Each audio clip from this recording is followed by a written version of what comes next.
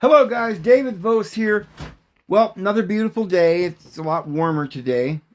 And, it's been getting a couple of degrees warmer each day as we go. And hopefully, we'll slowly get back to spring and flowers will bloom and everything will be wonderful. Well, I hope you're having a wonderful day. And I was sitting here last night and I had an experience that I experience quite often. And I often thought about it, but I never asked AI about this or, you know, a lot of people say, well, Dave, why are you asking AI anything? Well, because sometimes you have to go to a dictionary if you don't know what a word means, or if you don't know how to spell something. I use a concordance to look up scriptures in the Bible. I actually use the King James Version a lot too. Not that I believe in the King James Version, because I'm aware that the King James Version is not correct. But everybody's so aware that we've had that version, that everybody uses it, and it doesn't matter whether it's American Standard Version or the Douay Rhymes version, whatever.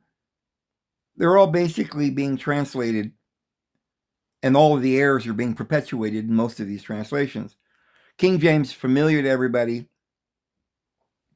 And 80-90% of it's probably okay. But what we do is we take these words that they've mistranslated and we go to a concordance and look them up. There was no correct translations. You say, wait a minute, don't you believe in the Septuagint? Yeah, but that's not a translation. That's the original Bible, and that's what I go by. But most of us don't speak this Koine Greek fluently. I know a lot of the words, and I can follow along, and I know probably the words better than modern scholars, in a sense. But I don't speak a dead language that was spoke 2,000 years ago. So I still have to look it up in a concordance to see if I can flesh out what these words were originally and go back to the roots.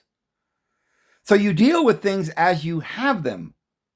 Now, I'm only using AI because it's like a dictionary or a concordance to look up information. Yes, they're going to lie to you sometimes. If they want to, they could do that.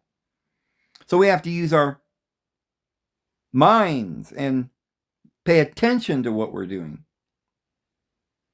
But I can tell you that I am digging up the information that I could have dug up years before by going to a library and going through thousands of books, which I tried doing.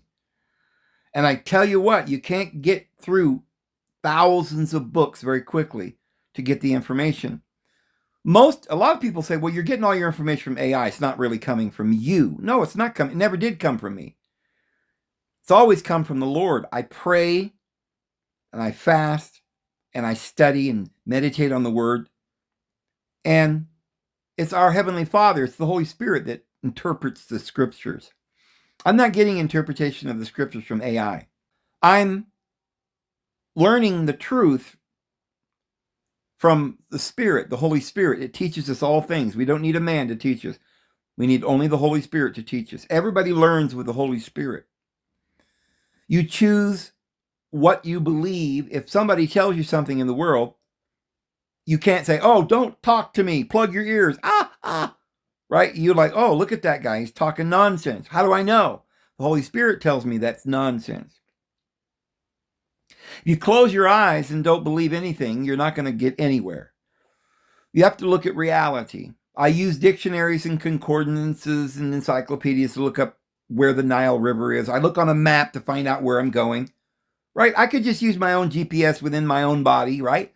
But I look at maps. Let's face it. I don't have in my conscious mind all of the geography of the world, so I have to look at a map. AI is a tool. Now, will they use AI eventually to try to come up with a bomb to destroy the world or try to come up with enough propaganda to deceive the whole world? Maybe. Probably, yes. But you see, before it gets to that point, I'm talking to AI. It's like Satan himself. I'm not bowing to him. I'm simply telling Satan right straight to his face what the truth is. And in this case, Satan does, through all of his influence, he has influenced all the scholars of the past 2,000 years. I can't help the fact that it's going to bring up information that might not be correct. They're going to believe in the earth being round. I don't believe that. I don't think we know exactly if the earth is this shape or that shape, but I can use my own intuition and I can tell you, I don't believe that what a lot of the stuff they're telling us is wrong. I'm not being gullible or naive and saying, okay, well, it's wrong, but I'll believe it anyway. I accept the fact that science is wrong. So when AI tells me something about science, that the earth is a round globe spinning through space in a vacuum of nothing, I don't believe them. However, when I ask AI to tell me what the spelling of Ariel Solomon is, and it gives me the answer, and I look it up and I see that this is correct, and I can go look at a concordance in the Bible and see the word is that, and I'm just using AI as a tool. That's all. And last night I wanted to know if others had had the same experience. That when I take a pretty high dose of THC from my herb, cannabis, I have noticed with some higher doses, I suppose you could notice it with smaller doses, but it's really, you can really feel it when you get a pretty good dose of THC. The top of your head is warm, and then it starts flowing down the back of your skull, and it goes down to your shoulder, back in your neck. It gets real hot, and there's like pressure, and it's like a vibration that sort of, you can feel it going down the spine.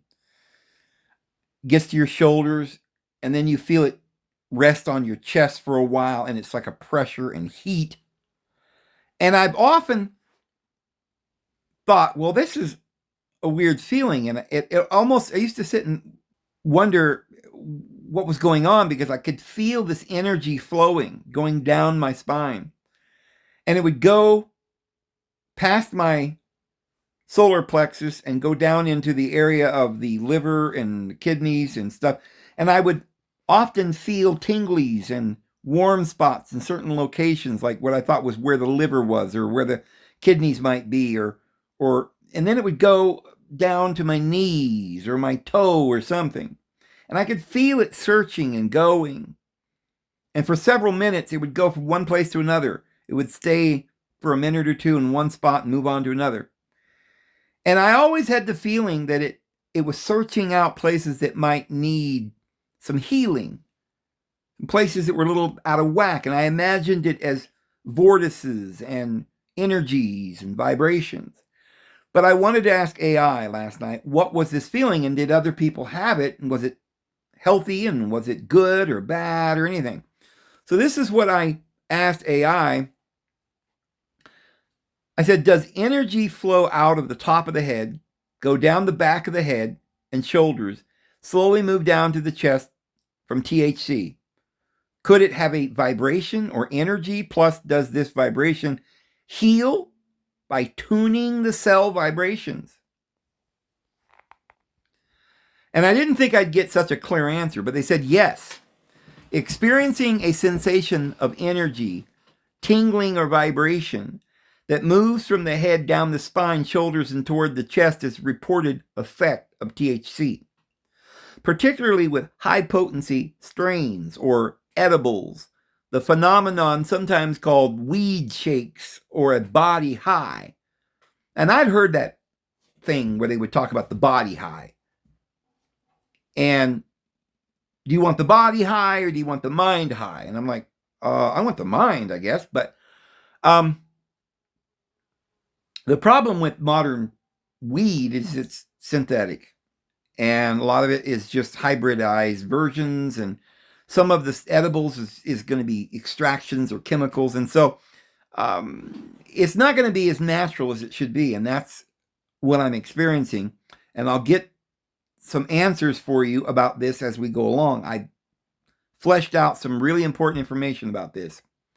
It's going to blow your mind, because this isn't just about weed. This is about the Kundalini. This is what we're going to talk about today.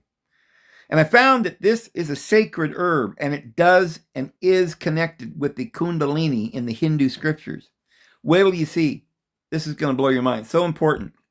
And I didn't know this until, I'd done research maybe a year or two ago. I was doing some videos about the sacrament and cannabis, and how some thought, and this is something we'll see as we go along, some thought because of Sitchin that it was a plant that was brought from Nibiru and it was from the gods, and some cuneiform stone had some carving of what looked like a cannabis plant, and they said that was the tree of life. And I'd talked about that before. Today we're going to find out that's not cannabis. It's actually the date palm, which is even more important. And we'll get to that here in a minute.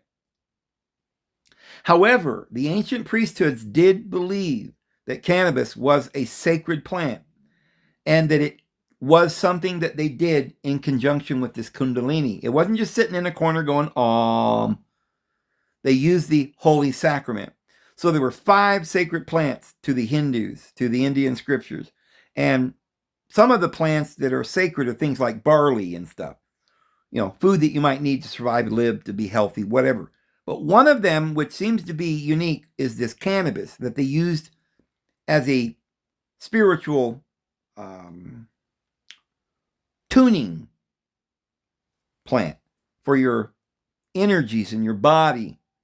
So you probably should stick around for this video, because you need to know this, especially so those of you who do use cannabis. And those who don't, you might be able to understand better what is the proper use. What should we be doing? What is the proper way? What would Jesus say? The early Levitical priests used cannabis in the holy place, the most holy. They would burn the incense and go in there and breathe it for a while and come back out. And they said they saw deity. Well, this goes back to the ancient Egyptian priesthood. And we're going to learn a lot today. So, it is generally caused by THC overstimulating the central nervous system, leading to temporary involuntary muscle contractions. Here's a breakdown of your question based on user experiences and scientific perspectives.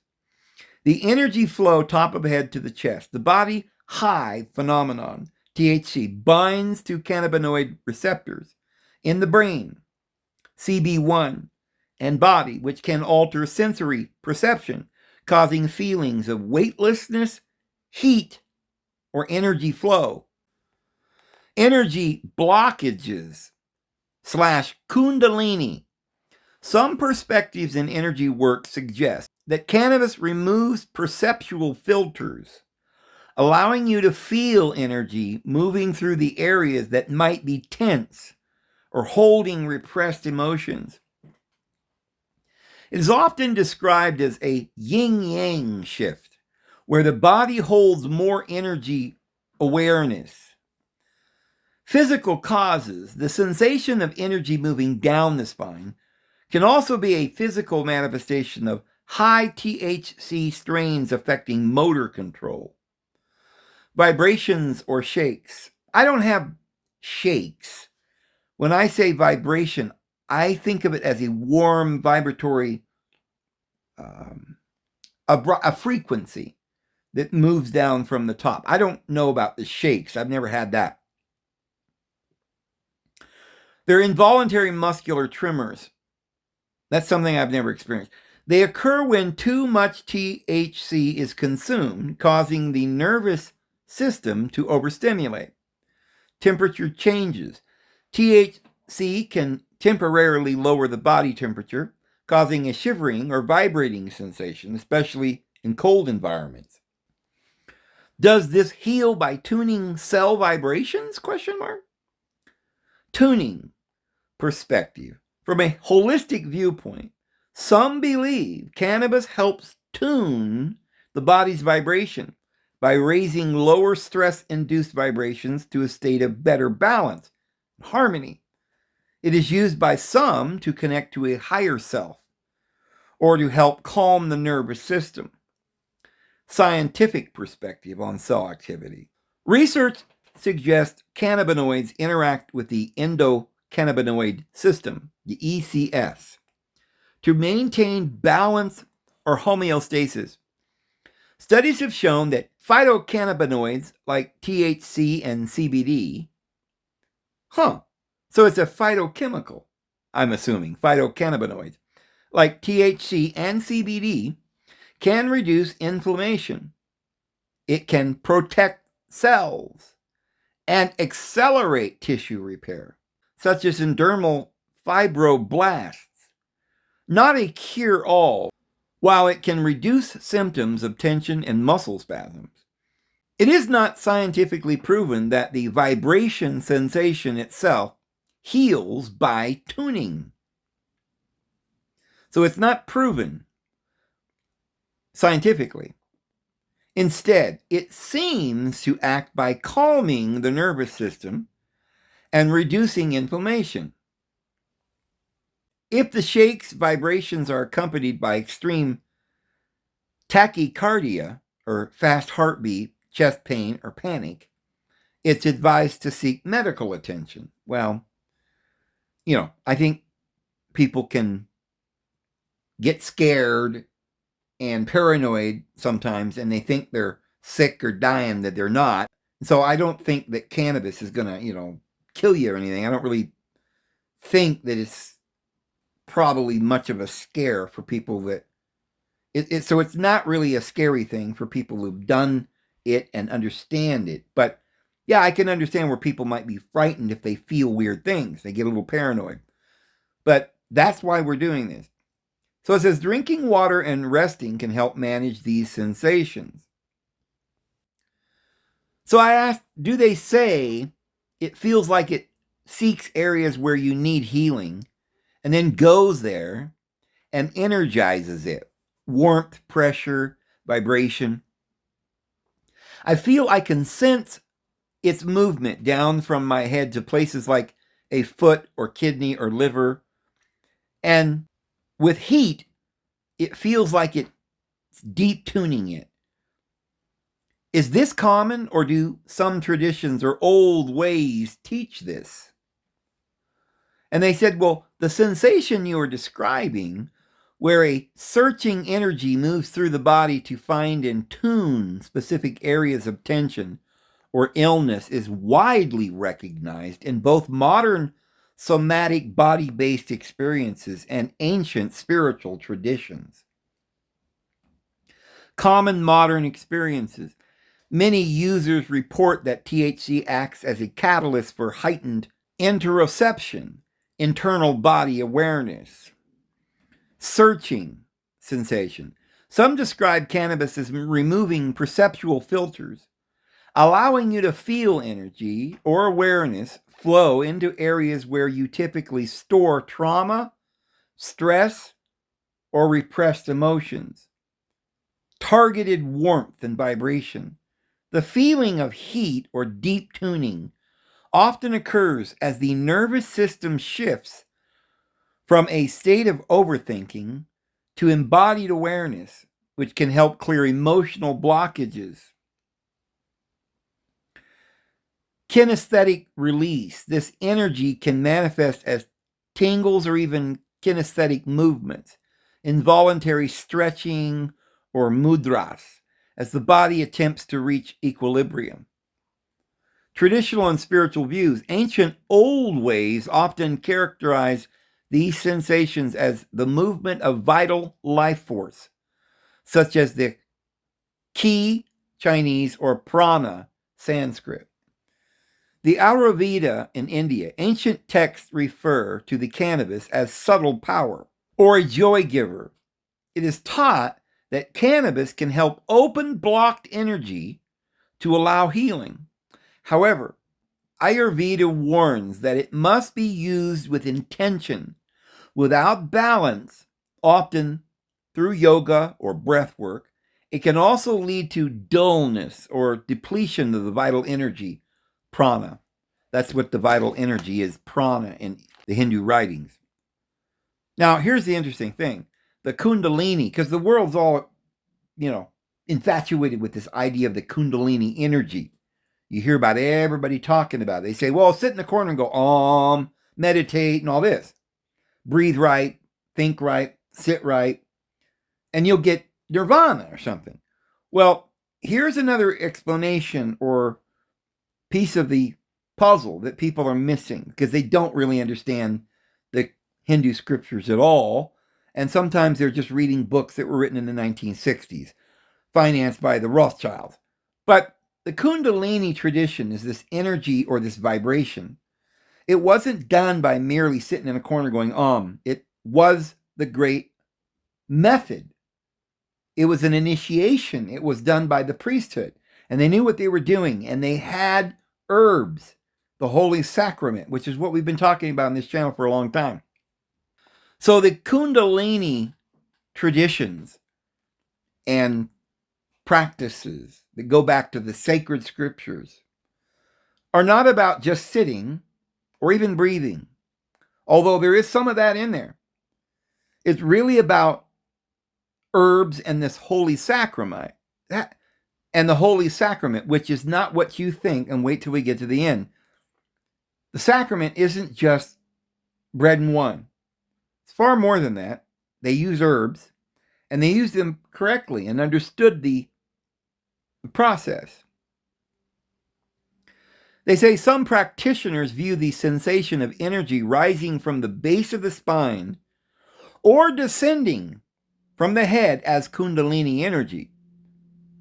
Remember, we saw that caduceus the other day in the video I did, which is different than the rod of Asclepius. Asclepius, which is the son of Apollo, had one serpent wound around a tree, a specific serpent. The caduceus had two serpents wound around a pole. At the top of this pole were wings. That's important because remember, the serpent, before Yahweh cursed it, had wings, and then it was cursed to slither on its belly. And that caduceus is a symbol that was attributed to Hermes, which is the Greek way of saying the Egyptian Thoth and the Hebrew Enoch, who in the book of Enoch says he would be the Son of Man who would return as the Messiah. And he did, and that is one of the incarnations of Jesus Christ. So what is this Kundalini with the two serpents? Well, we got the Sumerian beliefs and the Niningsida and the Dumuzi and all of these stories about these serpents, which is really explained right there in the book of Isaiah, the two seraphim. They have 6 wings each, which is the 12 houses, 6 and 6. And they are that force that guards the way to the tree of life, which is within you. And so these two energies, the physical and the spiritual energies, are very symbolic and esoteric. And we need to know and understand this if you're going to really, truly come to an accurate knowledge of truth. Because all the temples and the priesthoods and everything was based on this information. And we don't want just half-truths. And we don't want to like, I want to do the Kundalini. You don't know anything you're talking about. You have no concept of what you're doing. You can't just sit in a corner and go on the rest of your life. You'll become mentally ill. And all these yogis and people today, they don't know what the scriptures teach. They don't even read them. Most of these are just, financed by the Rothschild garbage, lies, fluff, halos and colors and incense and flowers, but nobody knows what we're talking about. So here we're finding out that what this original teaching about the Kundalini and the energies had to do with this sacrament and this herb. So, cannabis is sometimes used as a tool to facilitate the opening of these energy channels, vivifying the experience of spirit within the physical body. Somatic release. Modern trauma healing traditions suggest that these sensations of heat and pressure are the body's way of processing procedural memory or psychological defense structures like the fight or flight response that have been stuck in the muscles. Scientific context. While science does not yet use the term tuning, it confirms that cannabinoids directly affect sensory neurons, amplifying the sense of touch and internal pressure. Interact with the hypothalamus, which regulates body temperature, and often causing dose-dependent changes in heat or cooling sensations. Reduce inflammation in localized tissues, which may be perceived subjectively as soothing or energizing feeling in specific organs like the liver or kidneys. So they asked me, do you find that this tuning sensation happens more often with specific strains or during meditative activities? And I said, yes, Delta 9, but it used to happen with sativa strains. Now, they say, well, the sensation you are describing, energy moving with intelligence to target specific organs or areas of the body, is a bridge between the physical effects of Delta 9 THC and several ancient spirit traditions. Delta 9 versus sativa strains. While Delta 9 is the primary psychoactive molecule in all cannabis, the seeking energy you felt with sativa strains is often attributed to the entourage effect. The sativa antenna. Sativa dominant strains often contain higher levels of terpenes like limonene and pinene. These compounds are believed to guide the THC power toward the more alert, cerebral, and sensory vivid experience. Physical search. This specific terpene profile can make you more aware of the subtle cues in the body, which might explain why it feels like the energy is actively scanning for areas of tension or blockages. Traditional and old way perspectives. Your experience aligns closely with several ancient energy systems. The innately intelligent force in traditions like Shaivism, this is known as Shakti energy. It is taught that when this force is activated, sometimes via cannabis as a tool, it has an innate intelligence that it knows exactly what the body needs at the moment, and often moving through the spine or head to provide emotional or physical release. Prana and ki.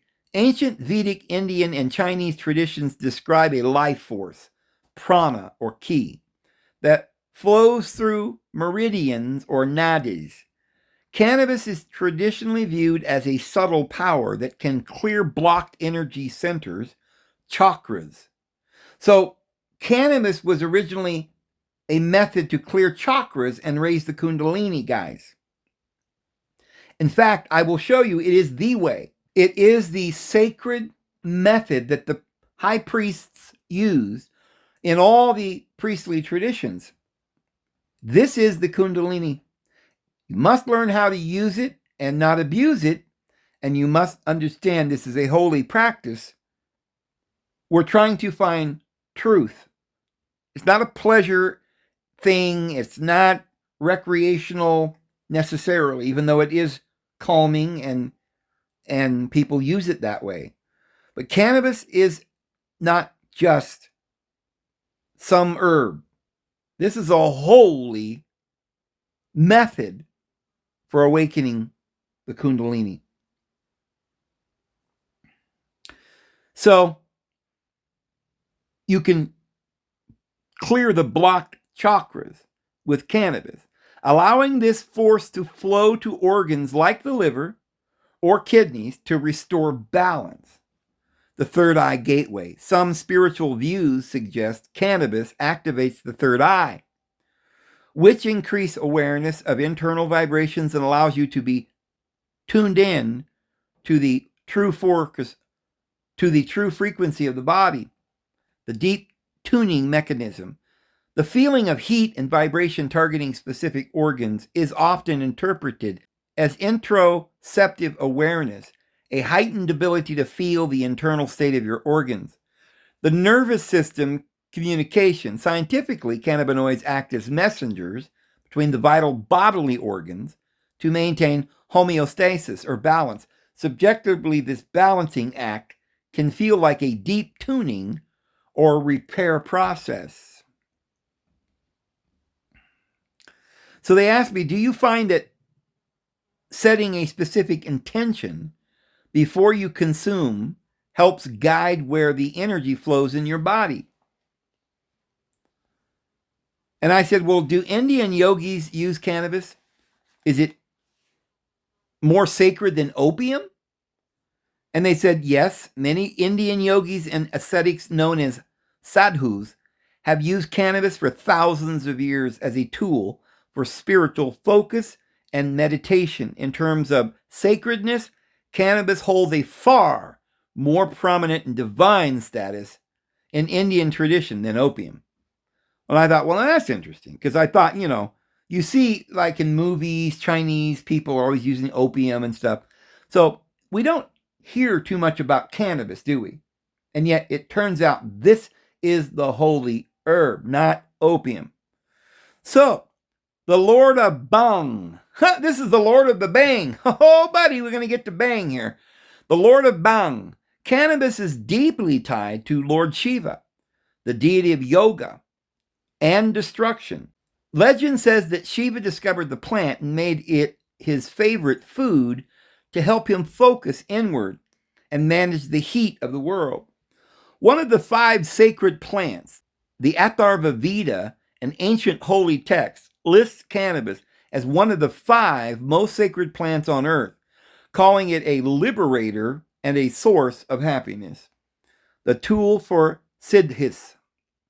In certain tantric traditions, cannabis is considered a siddhi, or a tool for attaining spiritual power, helping yogis transcend the physical body and tune their internal energy. Comparison with opium.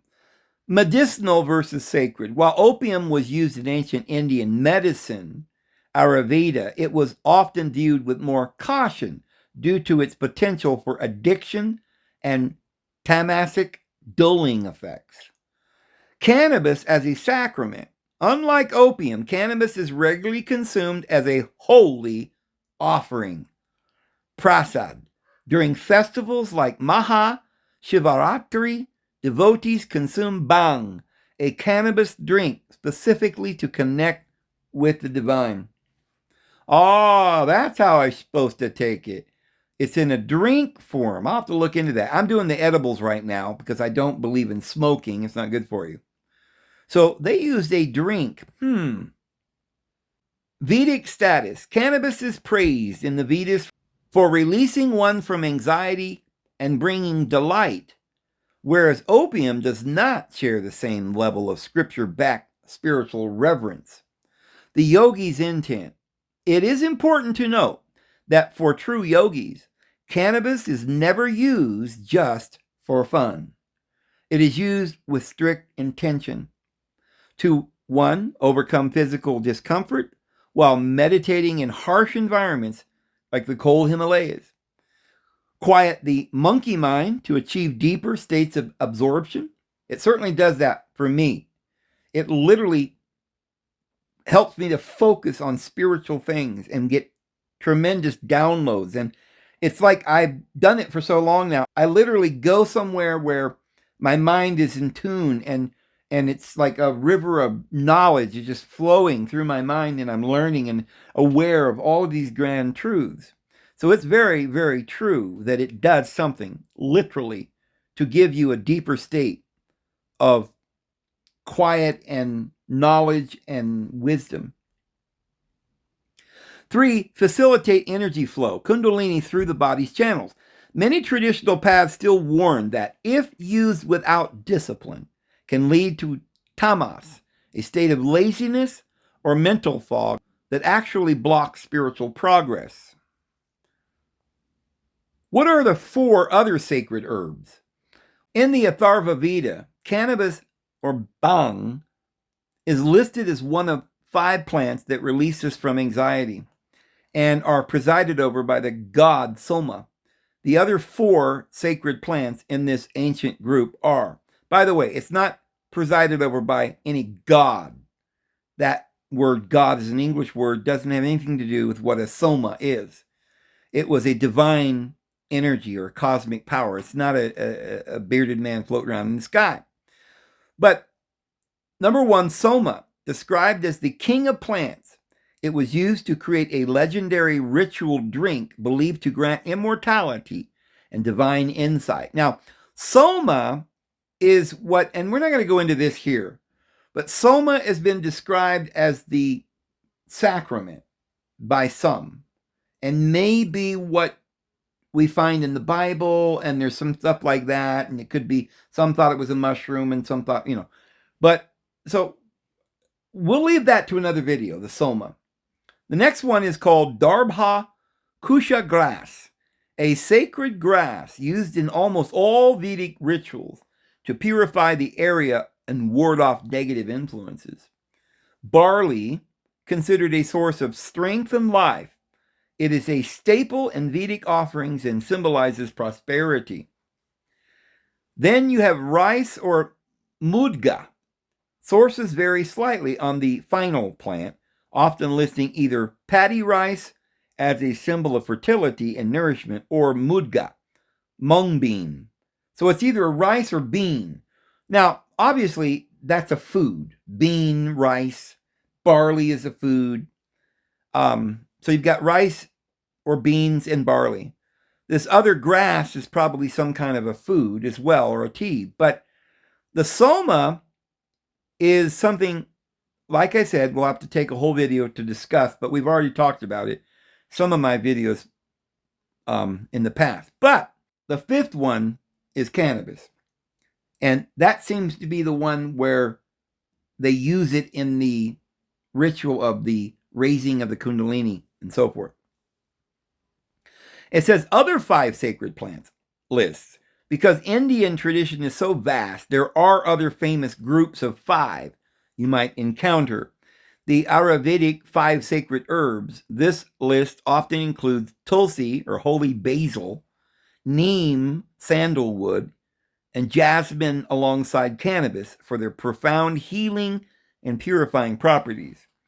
Then we've got the Panjavati 5 sacred trees. Includes the peepal, or the sacred fig, the banyan and the bell, the amla, and the ashoka trees. Ashoka is something you can get on the internet. You can take pills or tea. And I'm going to try that. I haven't actually tried it yet to see how that affects. I want to, at some point here, I'm going into this now, but as we go here, I'm going to collect this information and try to recreate these sacred plants. Because I believe that what we're going to find is that there is a sacred food that the deities used. It brings immortality and enlightenment. And I think these are probably the place where we need to go to get the recipe. And you're going to find out about these plants and herbs in other traditions as well, like the Greeks and the sacred sacrament.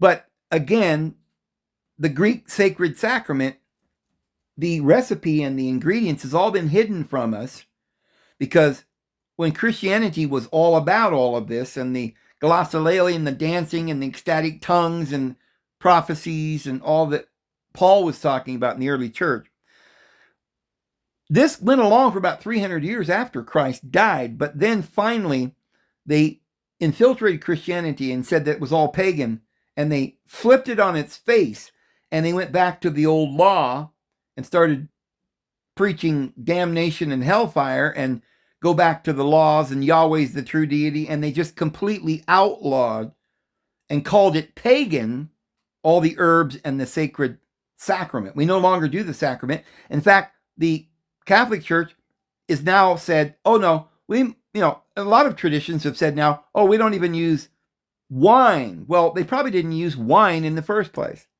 It's a sacred drink, and there's a certain recipe. And I told you guys the other day, it wasn't actually wine, but it was a hallucinatory or some kind of a mind-altering drink that they used, as well as the bread they used had something to do with the old ancient grains that was fermented and did cause it to be like something like an LSD, but a real natural herb that they used.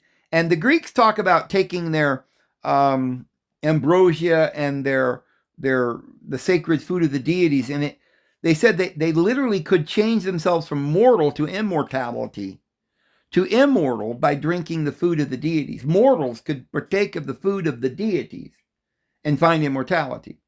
And you find this story with the Enkidu, and he goes to try and find the true tree of life and stuff. It's very interesting. All of this is in this ancient scriptures, but it's vast, all these scriptures. And I'm trying, in my little limited ways, to try and understand all of this.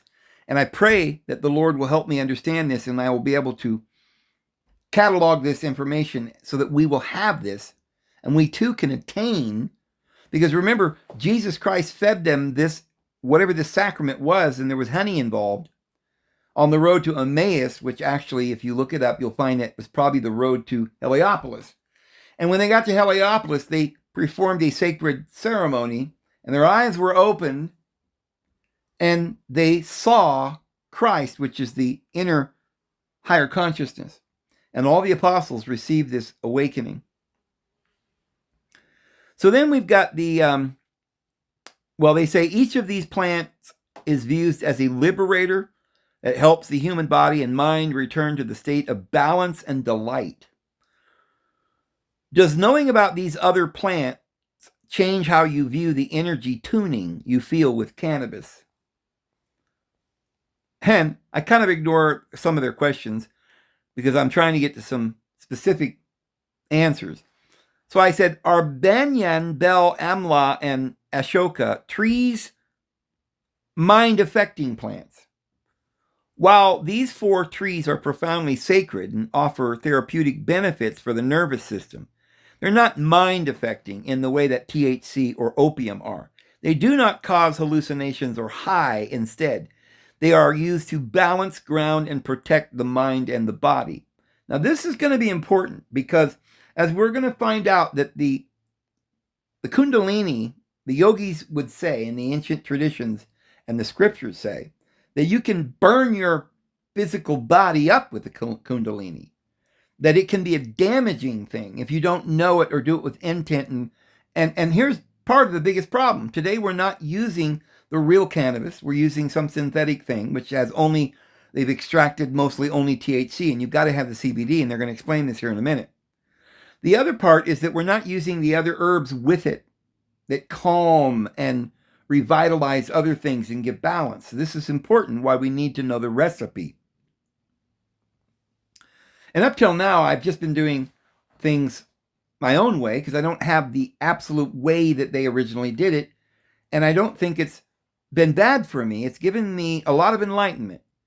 However, I need to fully understand, because at some point you don't want to do it improperly, because even cannabis can be damaging to your cells and your nervous system if you're not doing it properly. And one of the things that we're going to find out is that we need to have a balance between the THC and the CBD.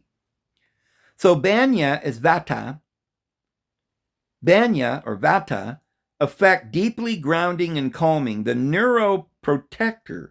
Modern studies have shown that banyan extracts have anxiolytic, anti-anxiety, and memory-enhancing effects.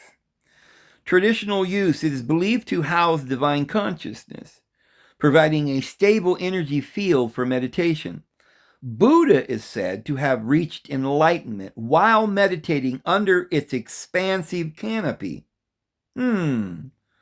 Under the banyan tree. Bel or bilba effect, cooling and clarifying, stomach-mind connection. The Ayurveda, the mind and gut are one system. Bel is the primary herb for treating digestive disorders by cooling the gut. It removes heart from the mind, reducing irritability and anger. Sacredness. Its trifoliate leaves represent Shiva's trident and the 3 functions of the mind: creation, preservation, and destruction. Amla, Indian gooseberry, Oh, the old gooseberry trick, huh? Oh, I've got gooseberries growing all over my yard, literally all over my property. I've got gooseberries. So I'll have to look into that. Effect, revitalizing and restorative. I don't know what the Indian gooseberry is. I'll have to look that up. Cellular tuning, known as rasayana, rejuvenator. Amla is one of the richest sources of vitamin C. It doesn't alter your mind. It strengthens your physical resistance so that the mind can stay sharp and focused without the noise of fatigue. Now, something that I wondered about is that do you have to have these particular 5 herbs, or are there other herbs? Maybe if you live in another area of the world, they might have different herbs in that location. So, for instance, Native Americans around here may use peyote or jimson weed or something. People in India may have used cannabis or Samaria. You know, the Eskimos use kinnikinick. There is the ashwagandha. There's other, herbs that people use. And it's interesting because they say that this has one of the richest sources of vitamin C, which would calm and soothe your cells when you're doing this cannabis, which would be good to have it with your cannabis, vitamin C, large doses. Well, I'm not taking vitamin C. First of all, because you can't buy it. It's very difficult to buy any of the. I don't take, I don't take vitamins because they're all synthetic. However, I was taking this astanaxin, or whatever it's called, which is supposed to be the most potent antioxidant, like 3,000 or 10,000 times better than vitamin C. So I've been taking that, and I think that's why I'm getting a lot of success. I've been taking a lot of different herbs, and maybe I don't know the exact, proportions of these herbs yet, which I'm working on it. I'm going to try to use the ones that they are talking about here. But the ones that I already have seem to be helping quite a bit as well. They all do their part. Cocoa beans, freshly ground, is something I'm using. I tried the maca, the saffron, different things. But I think I'm going to try the Ashoka next. But I don't want to do everything all at once. I've got to do this in some kind of real scientific order, and I need to learn from some dictionary concordance somewhere to tell me what these herbs are and how to take them. And that's why we're doing this on AI, because it's the best tool I can find to come to the understanding of these things. So Ashoka, effect, emotional soothing, the remover of sorrow. The name Ashoka literally translates to without grief, healing the heart, while it is a powerful tonic for female reproductive health. It is also used traditionally to elevate mood and treat depression, acting more like a gentle emotional stabilizer than a psychoactive drug. Well, it's always to have a little more mood boost. So I'm going to definitely try that one. The difference in energy. While cannabis acts as a catalyst that can push energy through you quickly, sometimes causing those vibrations you felt, these 4 trees are like anchors. They create a steady, peaceful environment that helps you integrate and hold that energy without being overwhelmed by it. Very interesting. So they asked me, would you like to know how these trees are traditionally arranged in the Panchavati garden to create a specific healing energy field? Well, I am interested in knowing that, but I wasn't ready to understand that particular aspect of it. I had some other questions. So I went on and I said, well, I read that the Sumerians have pictures with Anu and Enki and a cannabis plant where it's called the Tree of Life. The deities brought it as a gift to man. Is this true? They said, while the idea that the Sumerian Tree of Life was a cannabis plant gifted by the deities Anu and Enki is a popular theory in alternative history and cannabis culture, it is not a fact supported by traditional archaeology or mainstream Sumerology. Here is the breakdown of the truth versus the theories. The historical evidence, what we know. The Tree of Life imagery, Sumerian and later Assyrian cylinder seals, frequently show a highly stylized sacred tree, often attended by deities, kings, or eagle-headed genii.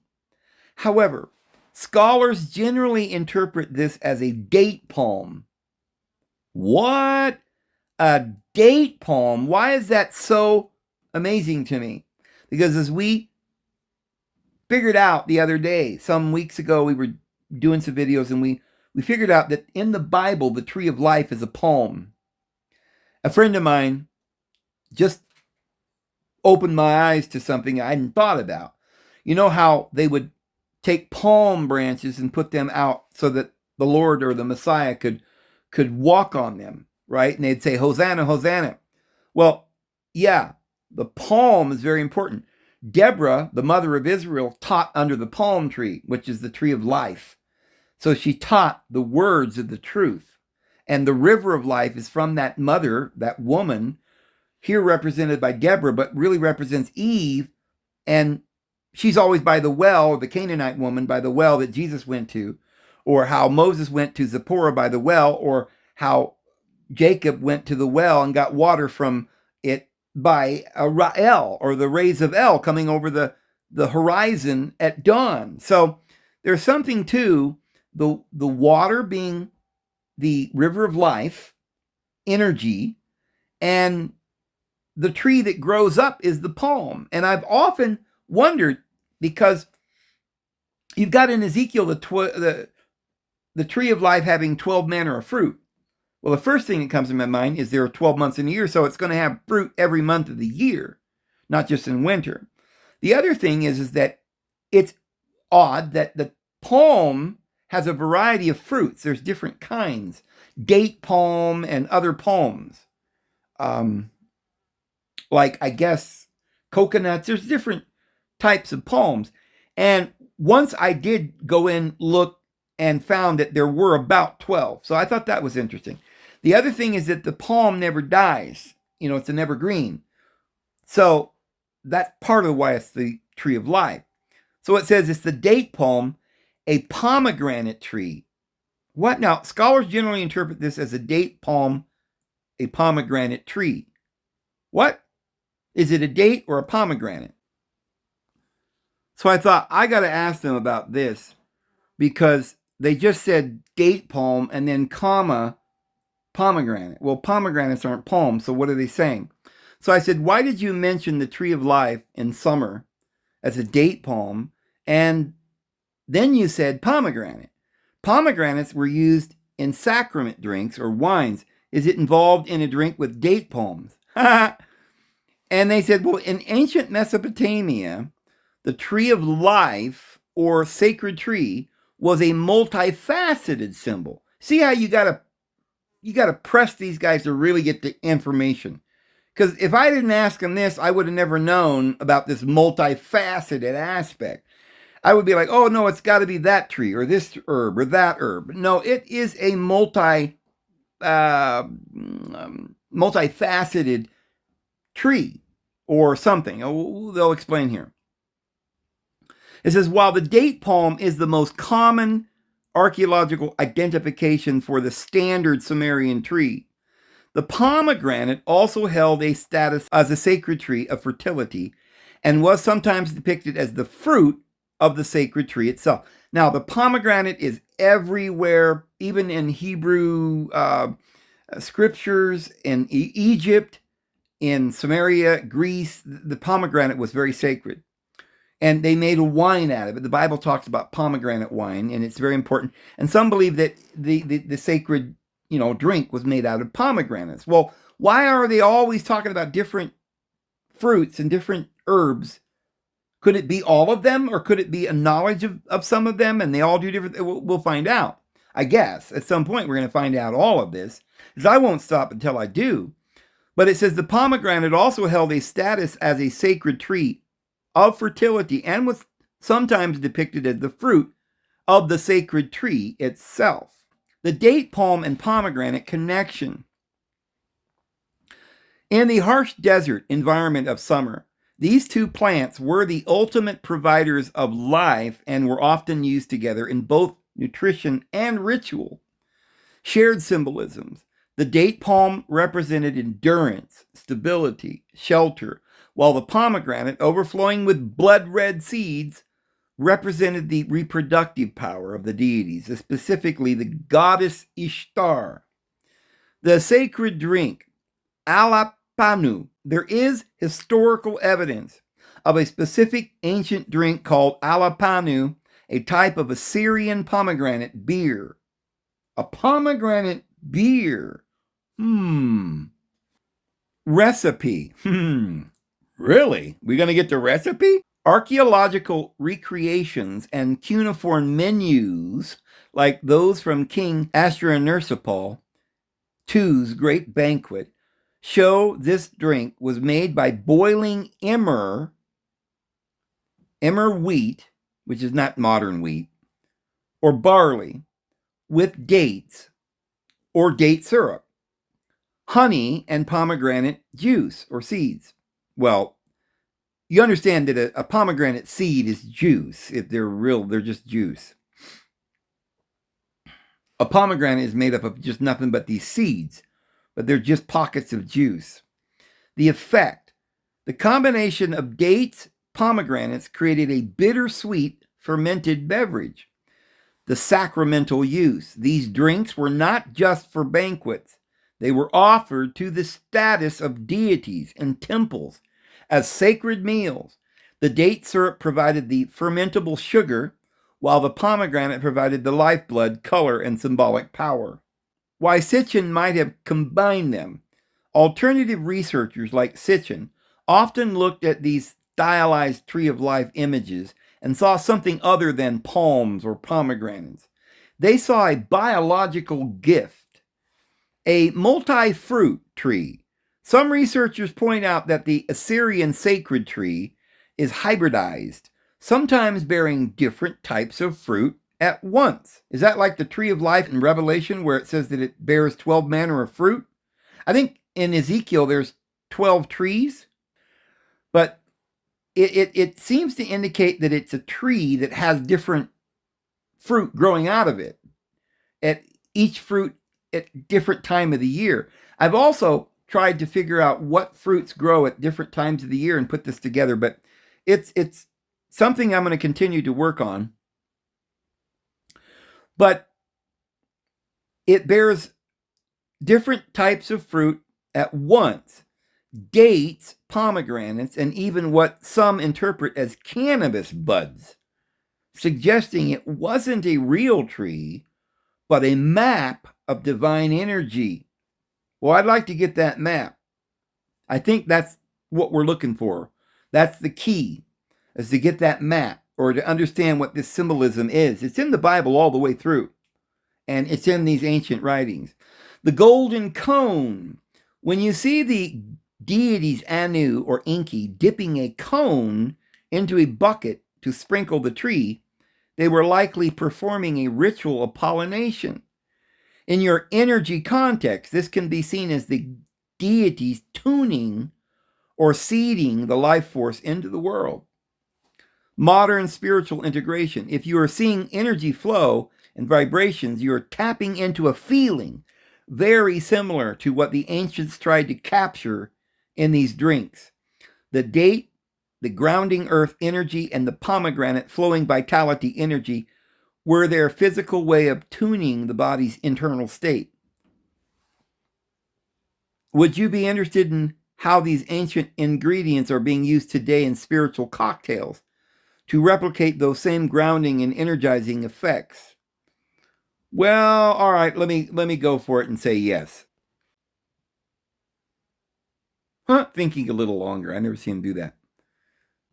In modern wellness and spiritual mixology, dates and pomegranates are often combined to create functional elixirs that attempt to bridge ancient ritual with modern cellular health.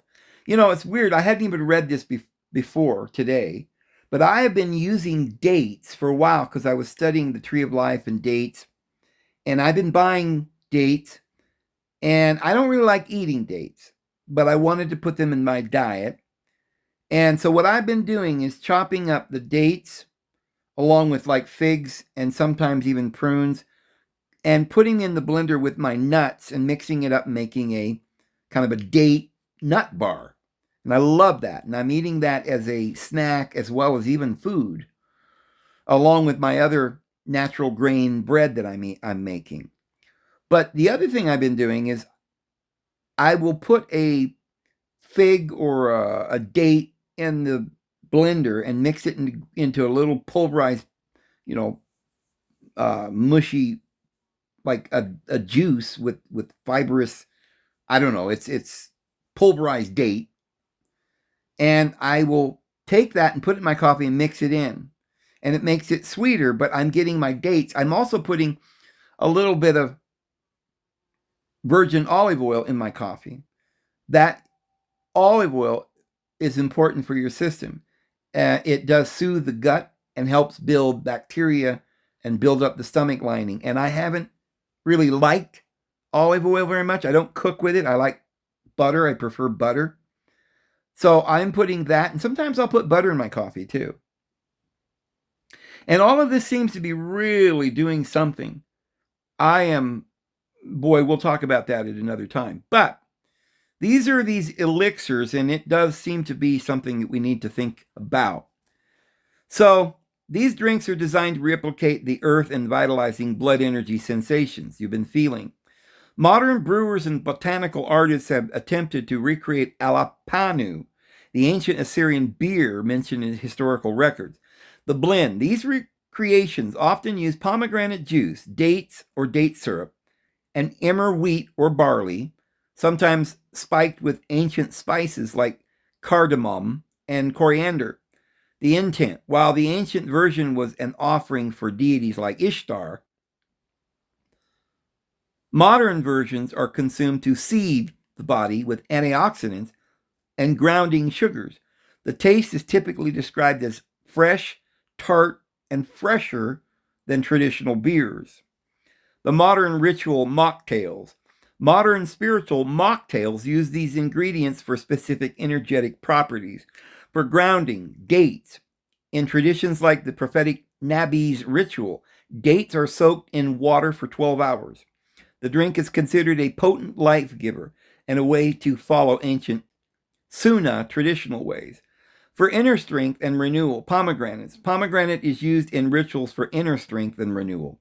It is often paired with ginger for emotional movement. I'm taking ginger. And vanilla for further grounding.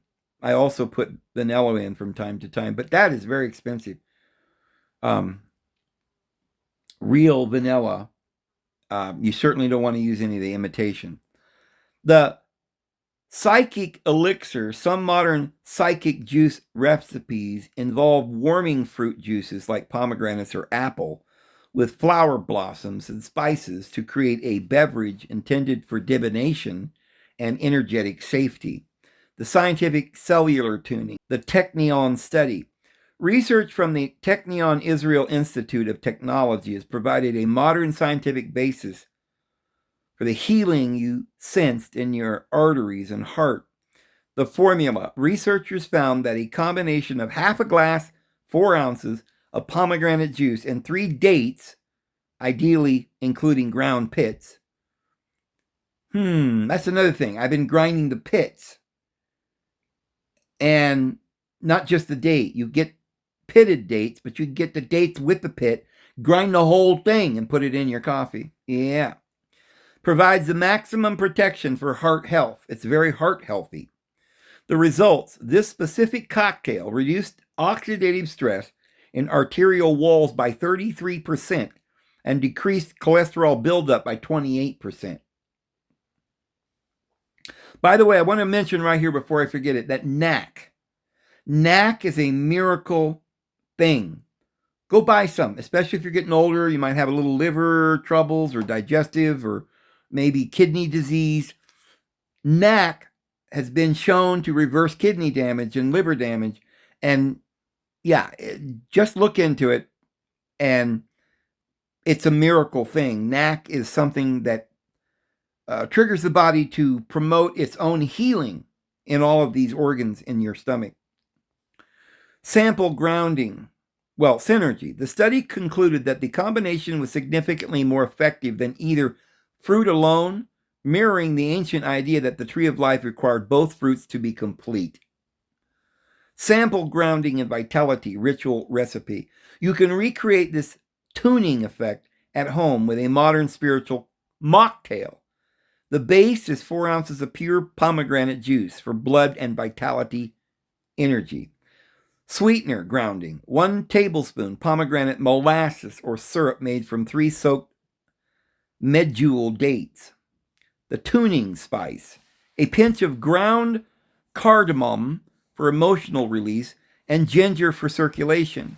Finish, top with sparkling water to stimulate the vibrational energy. Note, if you find the vibrations from THC too intense, these non-intoxicating elixirs are used by many to help anchor that energy, providing the physical cellular repair antioxidants without overstimulating the nervous system. Here's where we left off. Cannabis in text. The oldest certain mentions of cannabis in Mesopotamia appear in Akkadian texts rather than the original Sumerian as Quinabu or Azalu. Quinabu was used as an aromatic in incense and ritual oils for goddesses like Ishtar and Tashmitu. Rather than being described as a tree of life, the theory where the cannabis connection comes from. Alternative researchers, authors like Chris Bennett, argue that the stylized tree of life in ancient art closely resembles the cannabis plant. They point to its 7 or 8 leaves as being similar to the fan-shaped leaves of cannabis. Etymological theories. Some point to the Sumerian word ten, which can mean both to live and to intoxicate, suggesting that the tree of life was actually a source of psychoactive experience. The gift of the deities. In myth, Enki is indeed the deity who brings civilization and gifts of knowledge to man. French theories, often associated with the Anunnaki legends, suggest cannabis was one of these divine tools used to awaken human consciousness or tune the body and its vibrations as you previously sensed. Was it a gift? ? In the Epic of Gilgamesh, the 2 searches for a plant of immortality. That's what I was telling you about.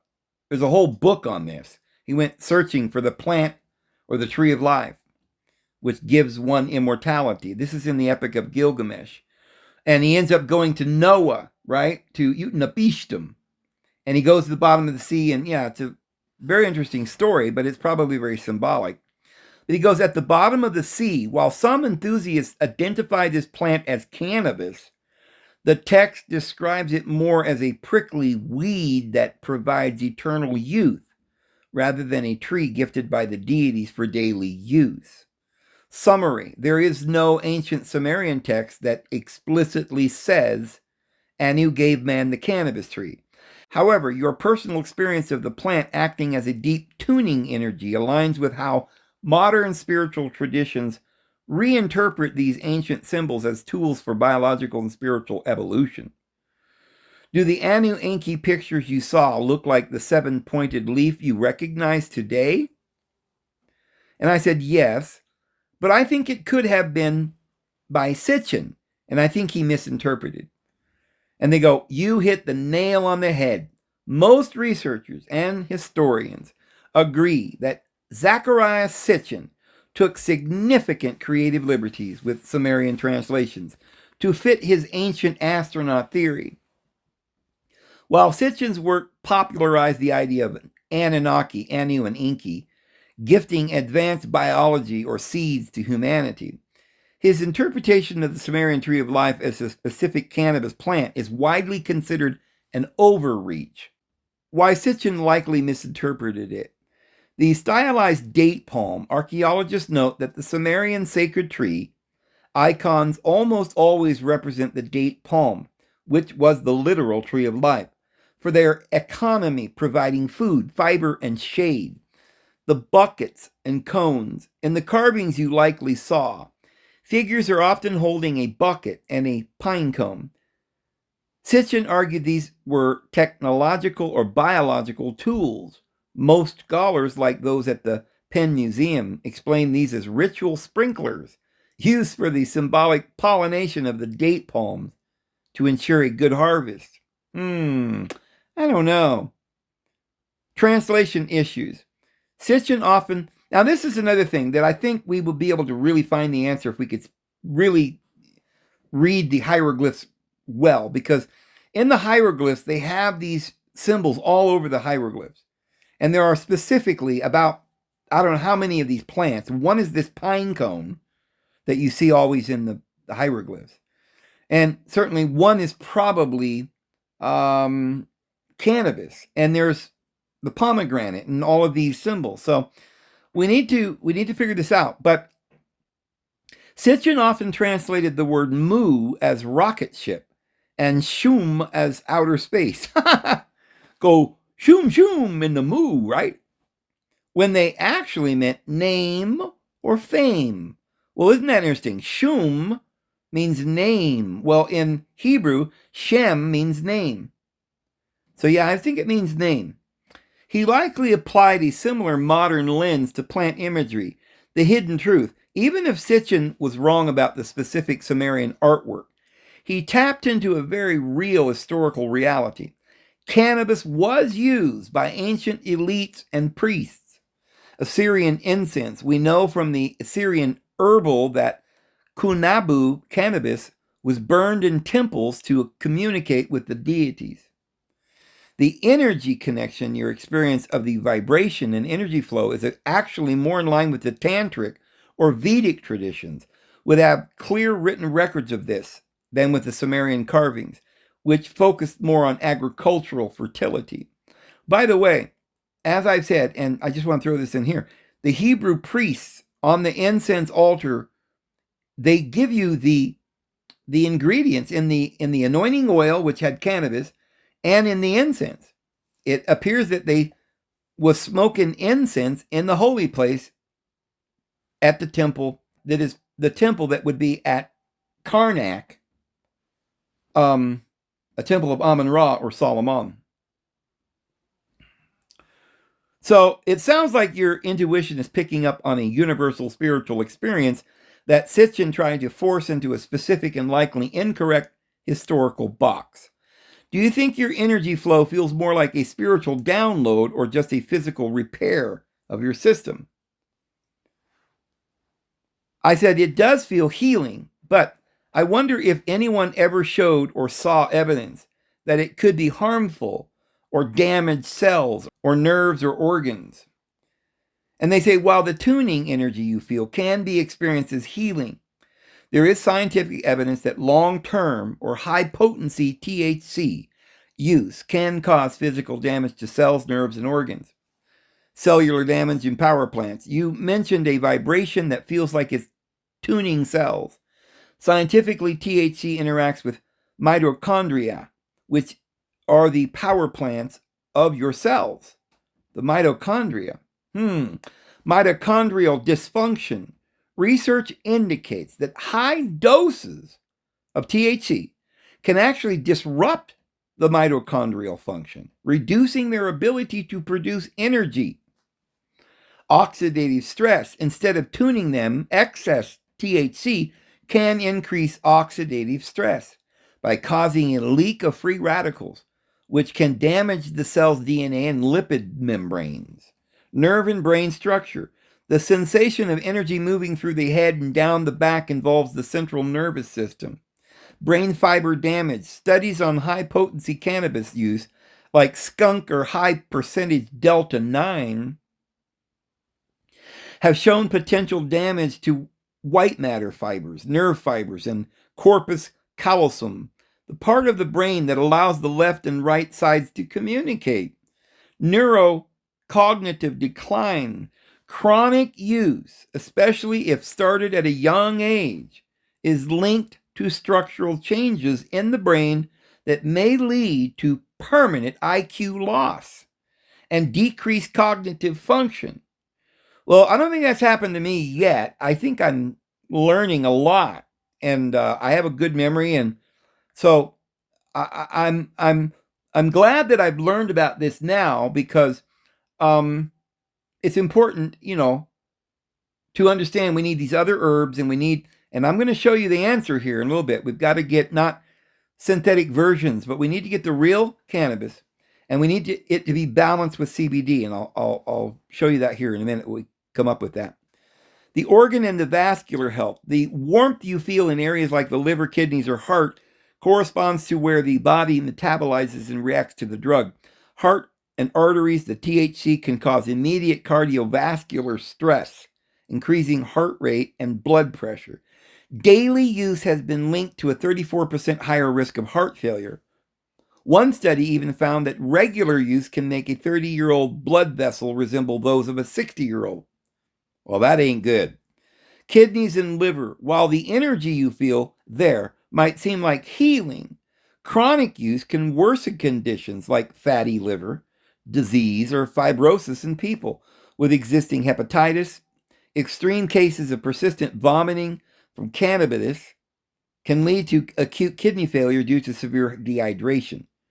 Well, I've never had anything like that, so I think we're all right. But the method matters. Smoking versus edibles. Inhaling smoke introduces toxins and carcinogens similar to tobacco, which directly damages the lung tissue and small blood vessels. Edibles avoid lung damage, but still impact the vascular health and heart function. So don't smoke it, friends. Don't do that. Get your edibles, but make sure it's got CBD. We'll tell you here in a minute. We'll show you. In summary, what feels like tuning or clearing on a spiritual level can sometimes be the physical body reacting to overstimulation or toxic stress at a cellular level. Do these scientific risks make you feel differently about the spiritual sensations you've been experiencing? And I said, yes. It is a heavy realization when the feeling of spiritual repair clashes with the reality of biological stress. In ancient traditions, this conflict was often explained through the concept of the golden middle path. The golden middle path. Yogis who use cannabis, like the sadhus, believed that while the plant could open gates of energy, using it too often would burn the wires. The nervous system, they viewed it as a powerful fire. It can cook your food and warm your house. Healing, insight, or it can burn the house down, cell organ damage. The vibration you feel may be a bit of both, a heightened awareness of your body's internal state, but also a sign that your nervous system is being pushed into overdrive. How to balance the two? If you want to keep the healing aspect without damage, many practitioners suggest the low and the slow rule, using the smallest amount possible to achieve the sensation. If the vibration becomes a shake, it's often a sign of cellular overstimulation or oxidative stress. The antioxidant support, since THC can create free radicals in the mitochondria, users often take antioxidants like vitamin C. Well, I'm taking the astaxanthin or whatever it's called, or glutathione. Well, the glutathione, I think that's the one I'm talking about. The body produces that to, like your vitamin C, it's an antioxidant. And you can get that actually from meat. If you don't eat vegetables and stuff, people say, yeah, but the meat has glutathione, which acts like your vitamin C or something. Well, this thing I was telling you about, the NAC, I think that's what it does. It helps the body produce glutathione, which heals the body. That's part of what it does. And it protects the cells from the heat of the experience. So integration, taking long breaks, tea breaks, to allow the endocannabinoid system to rest or reset. And this prevents the numbing of these receptors and protects the white matter in the brain. Ultimately, your intuition about the energy flow is a gift of awareness, but the science acts as a guardian to make sure that you don't overextend the physical vessel that holds that energy. Does this change how you plan to use it for healing purposes moving forward? I said, yes, thanks. And they said, you're welcome. It is a powerful thing to realize that the tuning sensation is a gift of awareness, but also a signal to treat your physical vessel with care.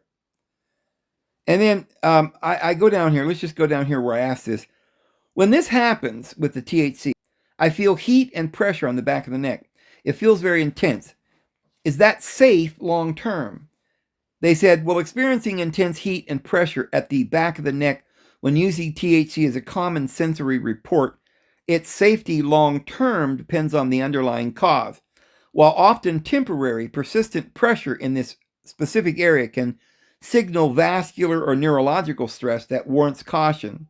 I go down here and I say, well, they talk about would you like to know how CBD might be used to counteract these intense vascular effects of THC? And I said, yes. Here's the answer, guys. Combining CBD, cannabidiol, with THC is one of the most effective ways to manage the intensity of the physical and vascular sensations you are experiencing. Scientifically, CBD acts as a non-competitive antagonist or buffer, fundamentally changing how THC interacts with your nervous system. Here is the CBD, how it works to counteract those specific intense effects. Counteracting vascular relaxation. While THC can cause heart rate to spike and blood vessels to potentially constrict or stiffen, causing that pressure in the neck, CBD is a known vasodilator. It helps blood vessels relax and increase cerebral blood flow, which can ease the feeling of heat and pressure. Heart rate stabilizes. CBD may help prevent the racing heart rate, often caused by high THC strains, reducing muscle tension, vibrations. So it regulates muscle contraction. It's used to ease spasms and cramping, preventing the shakes, binds strongly to the CB1 receptors in the brain. CBD can prevent the overstimulation that leads to involuntary tremors or intense vibrating sensations. Protecting your cells. Antioxidants and neuroprotective. CBD has powerful anti-inflammatory and antioxidant properties.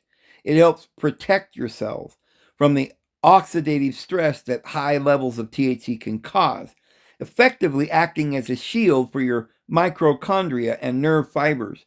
Here's the golden ratio, 1-to-1. Many medical users prefer the 1-to-1 ratio of CBD to THC. This balance is often called the golden ratio because it provides the therapeutic tuning benefits while mitigating the anxiety, pressure, and overstimulating of pure THC. How to implement this before or during taking CBD simultaneously with THC is usually most effective. Immediate relief if you feel the pressure becoming too intense. A CBD vape or a sublingual tincture can provide more immediate relief than an edible. Do you typically consume THC through smoking, vaping, or edibles, as the timing for adding CBD changes depending on the method? And I said edibles. So does natural cannabis normally have 1-to-1 THC to CBD? And what you buy is an extract, if only the THC, question mark, then obviously that isn't good to use extract. Does ordinary cannabis have CBD naturally? And they said ordinary cannabis today is very different from the plant as it existed thousands of years ago. Your intuition that modern high THC extracts might not be natural is backed by botanical history. Does natural cannabis have a 1-to-1 ratio? Historically, wild landrakes cannabis. Landrakes? Is that like mandrakes? It's in the Bible, talking about mandrakes. Cannabis was much more balanced. Wild strains. In the past, cannabis typically contained much lower THC levels, around 2 to 8%, and more significant amounts of CBD. So, while not always a perfect 1-to-1, it was far more balanced than today's varieties.